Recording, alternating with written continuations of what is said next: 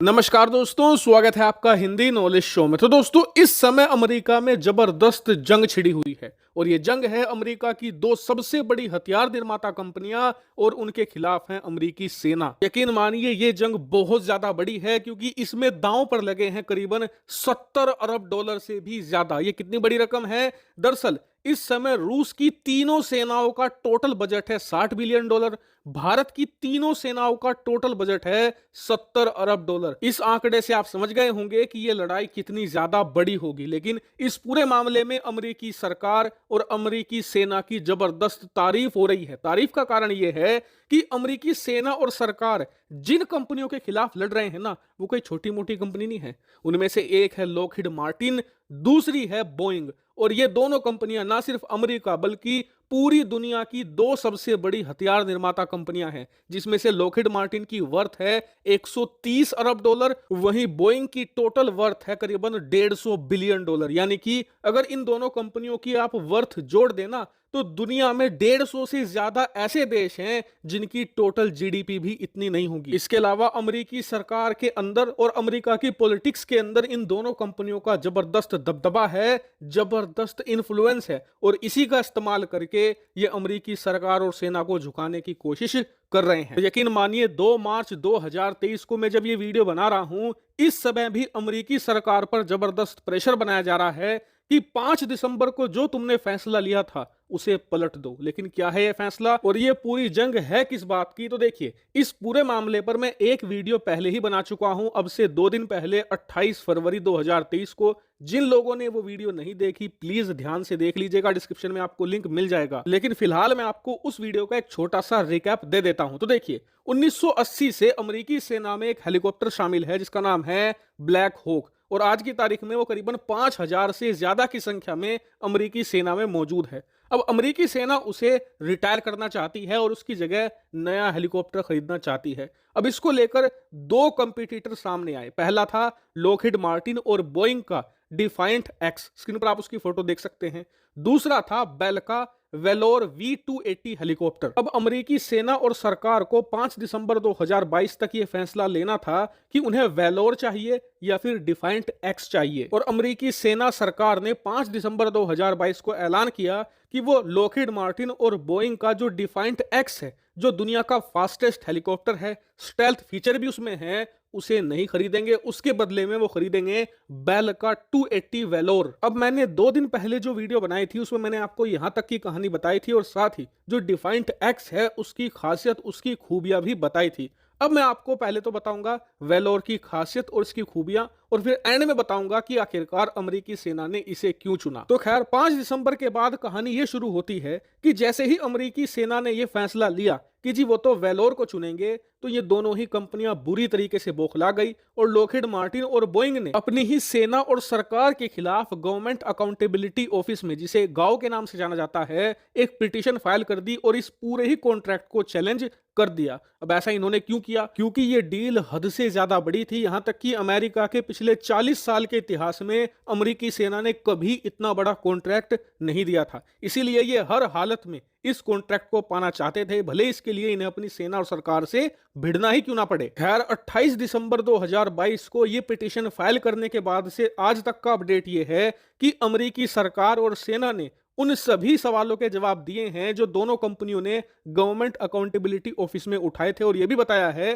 कि हमने इसे क्यों चुना है। इसीलिए अब बताया जा रहा है कि इस डील का बेल को ही मिलना लगभग निश्चित है। लॉकहीड मार्टिन और बोइंग का पत्ता बिल्कुल साफ हो चुका है। हालांकि आपका सवाल होगा कि यार इस बेल के V280 वेलोर हेलीकॉप्टर में ऐसी कौन सी खास बात है कि इसने डिफाइंट एक्स जैसे अल्ट्रा मॉडर्न, एडवांस और स्टेल्थ फीचर के साथ आने वाले हेलीकॉप्टर को धूल चटा दी। तो मैं आपको पहले इसकी स्पेसिफिकेशन बता देता हूं, उसके बाद आपको कारण भी बताऊंगा। तो देखिए, स्पेसिफिकेशन ये है कि इस हेलीकॉप्टर को 4 क्रू मेंबर के साथ उड़ाया जा सकता है। इसकी कैपेसिटी है 14 ट्रूप्स की, यानी कि क्रू के अलावा ये 14 और सैनिकों को ट्रांसपोर्ट कर सकता है। इसकी लंबाई है करीबन 50 फीट की, लेकिन इसकी चौड़ाई है 81 फीट की। यानी कि ये छोटा है लंबाई में लेकिन चौड़ाई में ज्यादा बड़ा है। बात करें कि ये कितना वजन उठा सकता है तो करीबन 14,000 किलोग्राम की इसकी कैपेसिटी है। बात करें इसके इंजन की तो इसमें रोल्स रॉयस के एई सीरीज के 2 इंजन लगे हुए हैं जिनका सीरियल नंबर है 1107F और ये टर्बोशाफ्ट इंजन है। वहीं बात करें स्पीड की तो इसकी मैक्सिमम स्पीड है 520 किलोमीटर प्रति घंटा।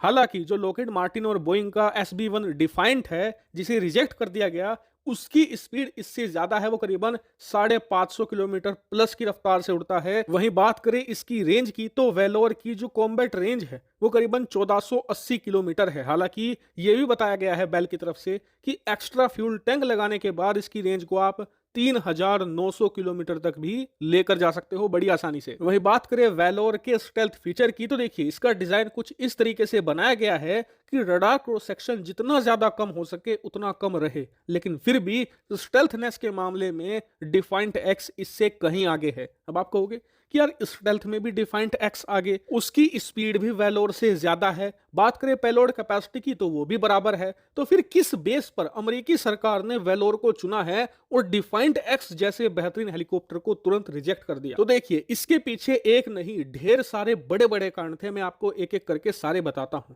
सबसे पहला कारण था इंजन। डिफाइंट एक्स में लॉकहीड मार्टिन और बोइंग ने हनीवेल का T55 इंजन इंस्टॉल किया है। ये सेम वही इंजन है जो चिनूक हेलीकॉप्टर में भी लगा हुआ है। और आप जानते ही हैं कि चिनूक एक ट्रांसपोर्ट हेलीकॉप्टर है, यानी कि उसका काम है माल ढोना, जबकि अमेरिकी सेना को चाहिए एक यूटिलिटी हेलीकॉप्टर, यानी कि थोड़ा सा ट्रांसपोर्टेशन का भी काम कर ले, सैनिकों को इधर से उधर ले जाए, थोड़े से हमले भी कर ले, मिसाइल भी कैरी कर ले, दुश्मनों पर गोलियां भी चला ले, सारे काम कर ले थोड़ा थोड़ा करके। ऐसे में आप खुद सोचिए कि एक यूटिलिटी हेलीकॉप्टर में एक ट्रांसपोर्ट हेलीकॉप्टर का इंजन कैसे बढ़िया काम कर सकता है। इसके मुकाबले वेलोर में लगा हुआ है रोल्स रॉयस का AE 1107 इंजन और ये बहुत रिलायबल है और स्पेशली इसे बनाया गया है यूटिलिटी हेलीकॉप्टर के लिए ही। और ये इतना रिलायबल है कि आज तकरीबन 900 से ज्यादा हेलीकॉप्टरों में इसका इस्तेमाल हो चुका है और हर जगह इसने अपने आप को प्रूव करके दिखाया है। दूसरा बड़ा कारण खुद अमेरिकी सेना ने बताया है अपनी सरकार को, वो ये कि हमारा लॉकहीड मार्टिन और बोइंग के साथ इतिहास अच्छा नहीं रहा।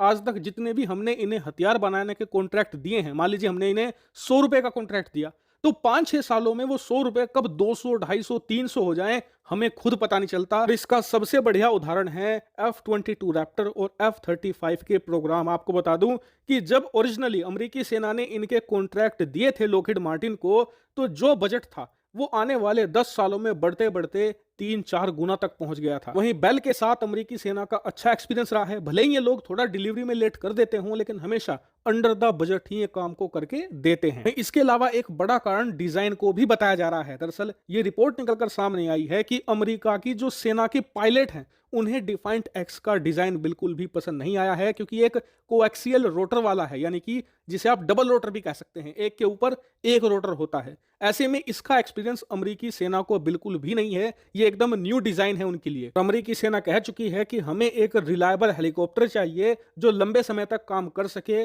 डिफाइंट एक्स एक तरीके का एक्सपेरिमेंट ही है। अगर ये फेल हुआ तो ये हमारे लिए डिजास्टर साबित होगा। वहीं बात करें वेलोर की तो ये एक टिल्ट रोटर डिजाइन के साथ में आता है और इसका फायदा ये है कि इसके जो विंग्स हैं, जो रोटर्स हैं, उन्हें अपने हिसाब से एडजस्ट कर सकता है पायलट जैसी सिचुएशन हो। और आपको बता दूं कि ये डिजाइन अमेरिकी सेना के लिए बिल्कुल भी नया नहीं है, क्योंकि सेम यही टिल्ट रोटर डिजाइन का ही बेल कंपनी द्वारा बनाया गया V-22 ओस्प्रे नाम का हेलीकॉप्टर इनकी सेना में 2007 से काम कर रहा है और अभी तक उसने अच्छे रिजल्ट दिए हैं। यहां तक कि अमेरिकी सेना में आज की तारीख में करीबन 400 से ज्यादा V-22 ओस्प्रे काम कर रहे हैं, यानी कि अमेरिकी सेना के पायलट बहुत अच्छी तरीके से इसके साथ फेमिलियर हैं। इसके अलावा भी छोटे छोटे और बहुत सारे कारण थे, लेकिन जो मेन चीजें थी वो मैंने आपको बता दी है। अब आप मुझे कमेंट करके बताइए कि इस पूरे मामले पर आप क्या सोचते हैं। फिलहाल इस वीडियो में इतना ही। Thank you very much for watching.